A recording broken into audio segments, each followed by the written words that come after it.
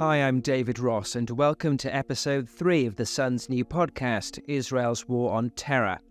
Well, in the wake of Hamas's October 7th massacre on southern Israel and the murders of 1,400 Israelis, Israel has vowed to completely destroy the terror group. The first phase of the IDF's operation to do that has been from the air, with an aerial bombardment of terror infrastructure in Gaza. In the last few days, there have been targeted raids using tanks ahead of an expected full ground invasion. Earlier, I spoke with Dr. Matthew Levitt, director of the Reinhardt Program on Counterterrorism and Intelligence at the Washington Institute. He explained that the biggest challenge could be Hamas's so-called Gaza Metro, an underground 311-mile maze of tunnels. The single most significant thing that it's going to face is Hamas's network of tunnels. Israeli officials sometimes refer to this as the Gaza Metro, but it's not a metro like civilians are using it. It is a series of intricate tunnels, not small tunnels. You can even go online and see videos of militants driving motorcycles through them with multiple turnoffs in different places that are intended to be able to move people and weaponry, store weaponry outside of the view of Israeli overhead surveillance. And to be able, if Hamas were to do something as it did to try and draw Israel into the Gaza Strip, which is definitely what its strategy was about, it would be able to set up multiple sophisticated ambushes of IDF soldiers in an effort to inflict additional losses and to then grab as many bodies of killed soldiers, wounded soldiers, to have more individuals and corpses to negotiate over. How much of a tactical advantage does this give Hamas in what is often described as asymmetric warfare? So this is an advantage to Hamas militants when you're working in a tight urban area and you are in a defensive position as people are coming in to liberate that territory. But it's not something that can't be overcome. It's something that means that the Israelis will incur losses. It helps explain a lot of the aerial bombardment that you've seen over the past 2 weeks. The Israelis are trying to take out as much munitions, certain types of munitions, but also key parts of the tunnel as possible. They've reportedly been interrogating some of the Hamas operatives who crossed into Israel who were captured, not killed, and reportedly have collected some more information on the tunnels. And I think that the time it takes to deal with that in advance is one reason why you're seeing a delay in the ground campaign. And the other is because there's a tremendous amount of diplomatic maneuvering going on over the fate of the over 200 hostages who remain in captivity. The hostages are the second most complicated thing for the Israeli military. To the extent possible, of course, you don't want to kill your own nor kill citizens of other countries. That is very, very difficult. And Israel feels that it's in a basically existential conflict right now to protect its citizenry, much, much more than 200 people. But to the extent you can, you want to try and avoid those casualties.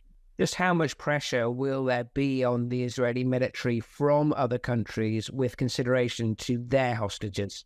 So far, I have not seen publicly any country that has hostages putting significant restraint on what Israel needs to do, in part because, unfortunately for Israel, it has more experience in these types of situations and success rate in securing the release of hostages than just about anybody else. So they will clearly do whatever can be done diplomatically, and they seem quite obviously to be willing to delay the ground campaign to do that. That campaign will not be delayed indefinitely. Anybody who doesn't understand that after this type of an invasion, this type of butchery and pogrom, that the Israelis are going to need to, us from governance in Gaza doesn't understand the level of trauma, national trauma here. The fact that these communities on the Israeli side were all on the left of the political spectrum, secular. These were the most pro-peace of Israeli society, and these were the ones who were killed so brutally. So on this, there's no disagreement within Israeli society, as much as people really do want this to happen in a way that minimizes casualties on both sides. And so it's telling that Hamas is preventing people from evacuating the north. Just how vast is this tunnel network? How does Israel destroy it?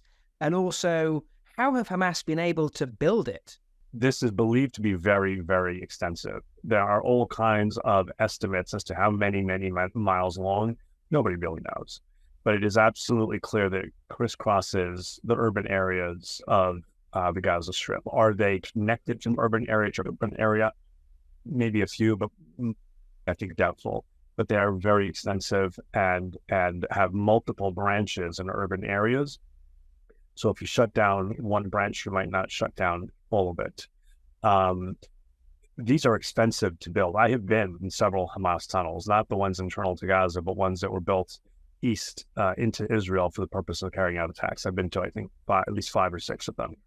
And whereas the early ones were built with wood paneling and they were quite short and a flat roof that would typically cave in because that's not particularly good physics, in time they built tunnels that had prefabricated cement walls and cement domed ceilings where you barely had to bend over to go in, with electricity and phone lines and tracks to be able to put a cart on so that you could fill that cart with dirt, connect it to a steel cable that is on an electric pulley system, and you wouldn't even have to break a sweat taking that stuff out. Very sophisticated, very deep. Those tunnels were estimated costing between $2 and $3 million each. These are much, much longer tunnel systems. It gives you a little bit of the sense of the fraud that Hamas was perpetrating on its own people, taking money from taxes, extorting the population, taking cuts from international humanitarian aid, from salaries that Qatar was paying, etc., using money that was supposed to go to the needs of these civilians, and instead investing and prioritizing the building of military infrastructure. These are not impossible to deal with. The Israelis have been trying to collect intelligence about this for some time. Despite the intelligence failure in terms of the raid, which is significant, it's a different type of intelligence collection, different types of sources and methods that might go into trying to understand the tunnel system. And I think it's fair to assume they probably have some good information. They don't know everything. But I think that this explains in part when you see really disturbing pictures of a road that's been bombed out between 2 apartment buildings. And why would they hit a road? People will say there's no offices there. It's kind of hard to know if there are offices there or not. But typically, the issue is what's beneath the road that they're trying to target. And if they can block off enough of the tunnel system, they can make it more difficult for Hamas to take advantage of it. And this is one of the reasons why Israel has been so reticent to allow certain kinds of aid into Gaza since their response to Hamas's terror attack began. That's true. A tremendous amount of material that goes into Gaza typically comes from and through Israel, more than what comes in through Egypt, the Arabs crossing. And one of the reasons that's important is because the Israelis will do inspections, and they typically find illicit items, including quadcopter drones and other things. But also they're concerned about how much cement, how many steel pipes, and try to get a sense of, so how much cement is needed to rebuild after Hamas starts a rocket war in 2021 or something like that. And where is that cement being used, and try and follow. Look at how many buildings have been built, about how much cement is that. It gives you a sense of how much cement is being siphoned off for other things. And it's not just cement, it's steel pipes and things like that Hamas needs for its domestic rocket production capability. Dr. Matthew Levitt there. So as aid agencies make repeated calls for more supplies to be allowed into Gaza, what are Israel's legal responsibilities, and is the IDF obeying the rules of law? With Hamas accused of using the Palestinian population as human shields, is enough being done to minimize civilian casualties? Barrister Natasha Hausdorff is an expert in international law. She says Israel has a legal responsibility to combat terror. Israel's responsibilities, just like any democratic elected government, is to keep its citizens safe.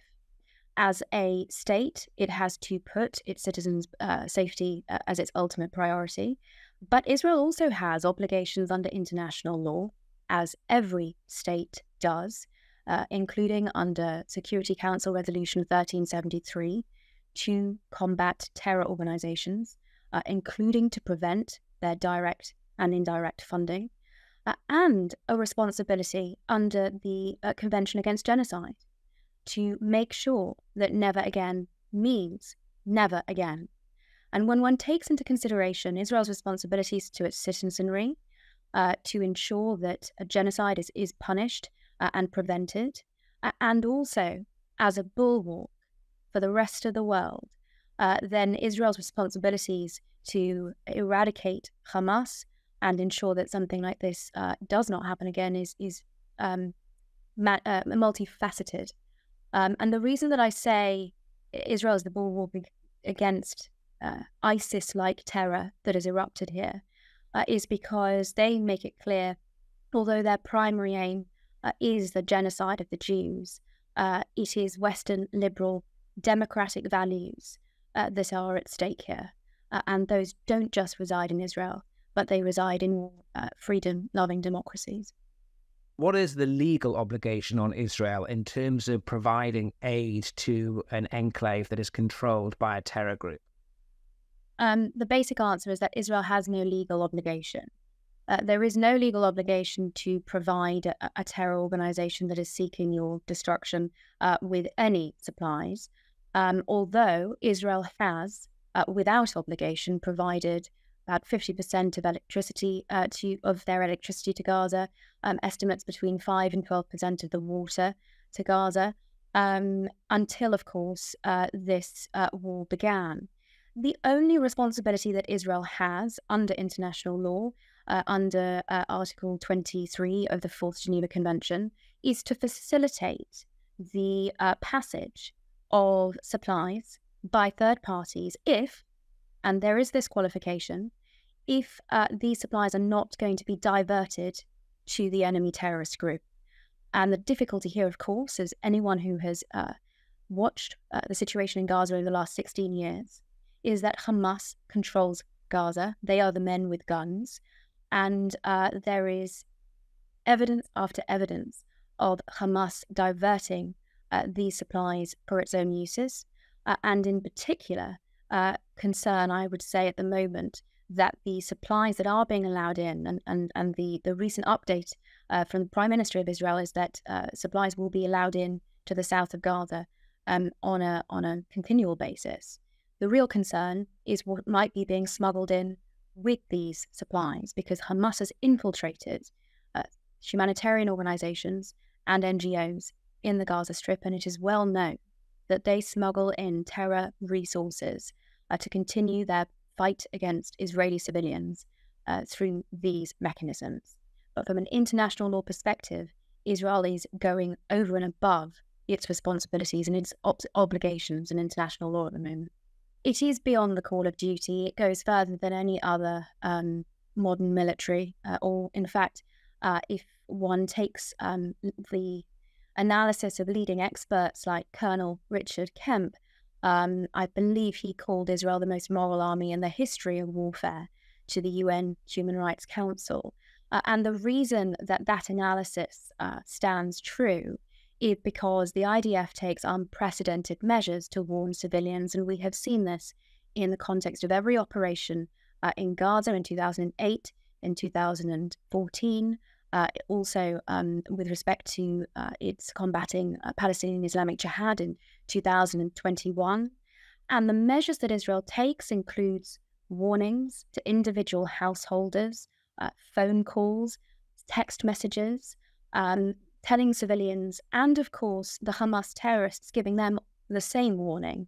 So the impact on the effectiveness of their ability to strike against these terrorists is undeniably compromised, but they do it to try and minimize civilian collateral damage as much as possible. In addition to those warnings, the precision strikes that Israel adopts are to satisfy the principle under international law of proportionality and reduce the amount of civilian deaths as much as they are possibly able. You may also have heard of the technique, which has been dubbed knock on roof. This involves the IDF firing a warning shot at any building as a final warning for any civilians that have failed to heed the previous warnings that a strike is imminent. And it is because of these measures, and of course we have to consider the other side of this equation, is that Hamas uses civilians as human shields and cynically exploits international public opinion by creating as many civilian deaths in Gaza as possible, that despite all of these efforts by the IDF, there are two things that have resulted. One is undeniably casualties in the Gaza Strip, and the other is that over the last 16 years, Hamas have been able to continue to build up their terror resources. I would issue one final word of warning, if I may, a word of caution, which is that the casualty figures coming out of the Gaza Strip are part of the Hamas propaganda machine. The figures released by the Palestinian Ministry of Health are controlled by Hamas, and they make no distinction between combatants and civilians. And it is truly troubling that we are seeing international media repeating those figures as they repeat other Hamas propaganda, including blaming Israel for strikes against civilians, which has subsequently been proved were in fact Palestinian terrorist groups. So the fact that we are having this amount of misinformation being readily repeated in media around the world is distorting the facts and the truth of the situation, and undeniably impacting public opinion significantly. Barrister Natasha Hausdorff.